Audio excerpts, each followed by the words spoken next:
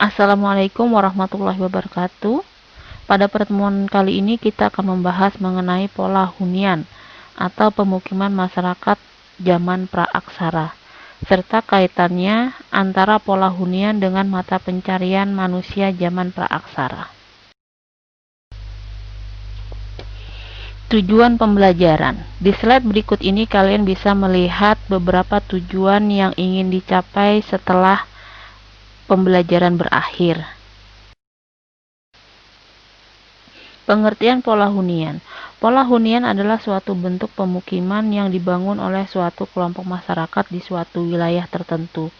Dan umumnya wilayah atau suatu lingkungan akan sangat mempengaruhi terhadap terbentuknya sebuah pola pemukiman, termasuk mata pencarian dari masyarakat tersebut.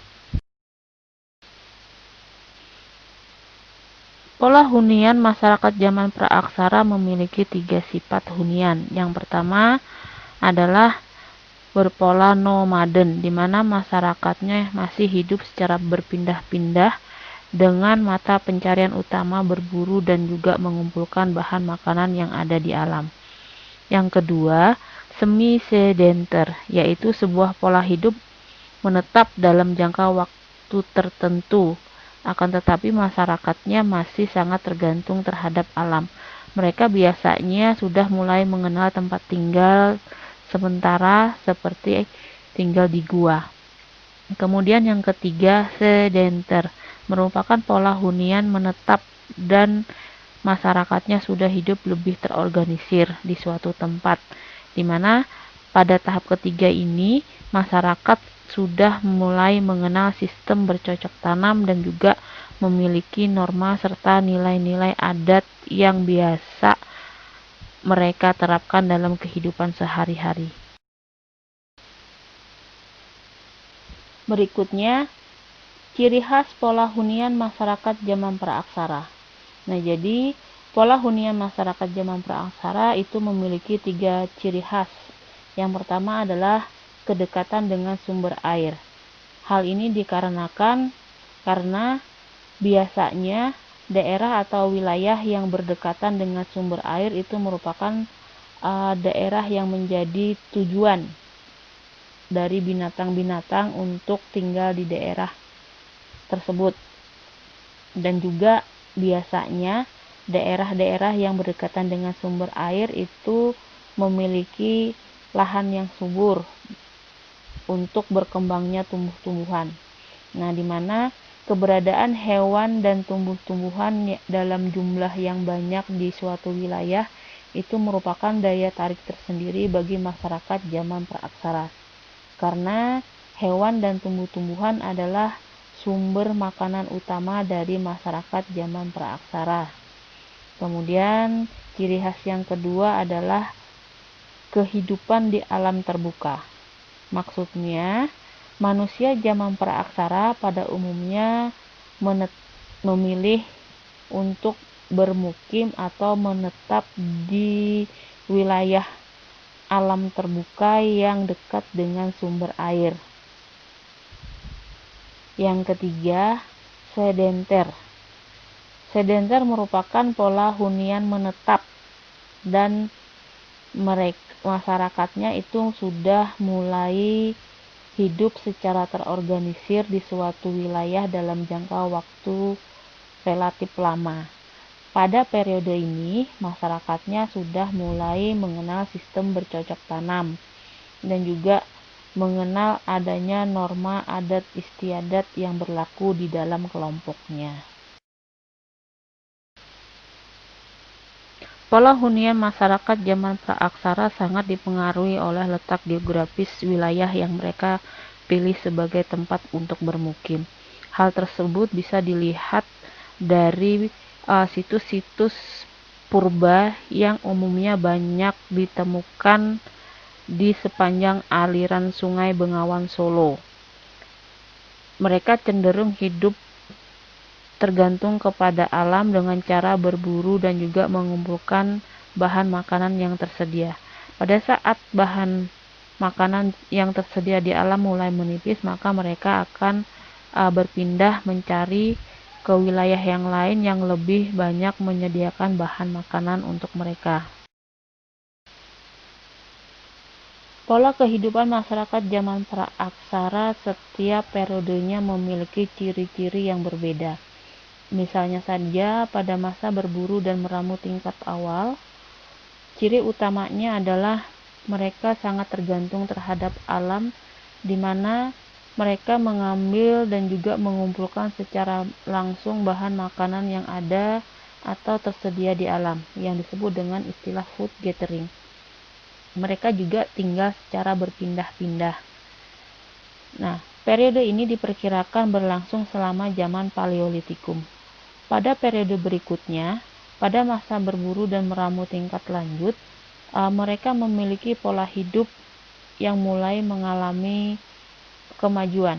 Meskipun mereka dalam hal pemenuhan kebutuhan makanan masih tergantung di alam, tetapi mereka sudah mulai mengenal tempat tinggal menetap sementara, di mana tempat tinggal menetap itu akan ditinggalkan setelah ketersediaan akan bahan makanan di sekitarnya itu mulai menipis. Berdasarkan hasil penelitian von Steenkalenveld antara tahun 1928 sampai dengan 1931 di Gua Lawa, Sampung, Ponorogo, ditemukan peninggalan yang disebut dengan Abrisousros atau kebudayaan gua, di mana di dalam gua tersebut ditemukan beberapa peralatan yang digunakan oleh masyarakat zaman praaksara, yaitu berupa mata panah atau ujung panah, flek, dan juga batu penggiling. Selain Abrisousros, juga ditemukan peninggalan berupa Kyoken-Modinger. Kyoken-Modinger itu berasal dari dua suku kata, yaitu Kyoken yang berarti dapur dan Modinger yang berarti sampah. Sehingga Kyoken-Modinger bisa diartikan sebagai sampah dapur.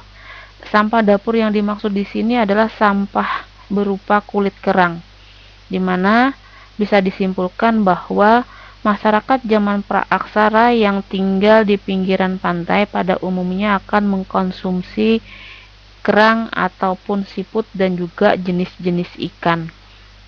Berdasarkan hasil penelitian von Steenkalenveld pada tahun 1925, di Kyoken-Modinger selain sampah dapur, di situ juga ditemukan beberapa peninggalan berupa peralatan yang digunakan sebagai alat pendukung kehidupan masyarakat zaman praaksara.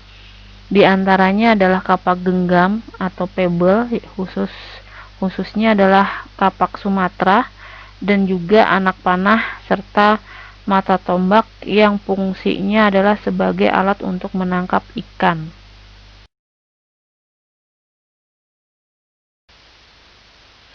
Kalau tadi kita sudah membahas mengenai bagaimana pola hunian masyarakat zaman praaksara beserta mata pencarian mereka, pada materi berikut ini kita akan membahas secara khusus mengenai bagaimana masyarakat zaman praaksara mengenal api. Masyarakat zaman praaksara mulai mengenal api diperkirakan sejak zaman Mesolitikum atau sekitar 400.000 tahun yang lalu, di mana masyarakat zaman praaksara mulai mengenal keberadaan api dan juga fungsinya itu melalui sebuah proses yang tidak disengaja. Di gambar berikut ini kalian bisa melihat beberapa tahapan atau proses masyarakat zaman praaksara mengenal api. Yang pertama adalah melalui bencana alam yang terjadi di lingkungan masyarakat pada masa itu. Bencana alam yang dimaksud di sini adalah yang pertama bisa berupa gunung meletus ataupun ketika terjadi sambaran petir terhadap sebuah pohon atau sebuah benda. Nah, biasanya ketika gunung berapi itu meletus kan itu nanti akan mengeluarkan lahar panas yang bisa membakar benda-benda yang dilaluinya. Begitu juga dengan sambaran petir terhadap pohon ataupun benda, itu biasanya akan menghasilkan api. Nah, kemudian bersamaan dengan semakin bertambahnya pengetahuan dan juga pemahaman manusia zaman praaksara, mereka mulai menemukan teknik bagaimana bisa menghasilkan api. Di antaranya adalah dengan membenturkan dua bongkah batu api sampai akhirnya bisa menghasilkan api. Dalam kehidupan manusia zaman praaksara, api memiliki nilai penting dalam perkembangannya. Nah, jadi di sini kita akan membahas secara khusus mengenai manfaat api bagi masyarakat zaman praaksara. Yang pertama adalah untuk menghangatkan tubuh dari cuaca dingin. Hal ini dikaitkan dengan pola kehidupan masyarakat zaman praaksara yang sebagian besar pada awalnya mereka tinggal di alam terbuka.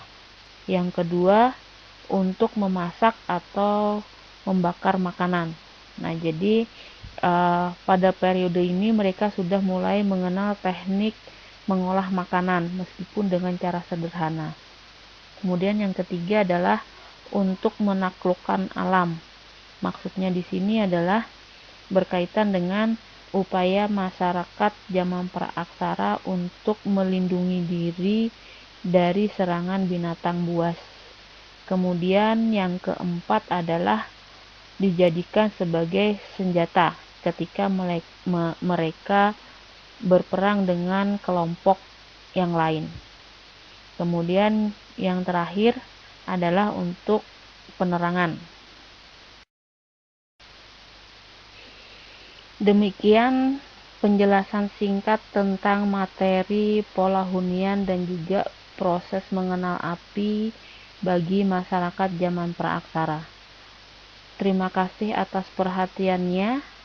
Saya ucapkan wassalamualaikum warahmatullahi wabarakatuh.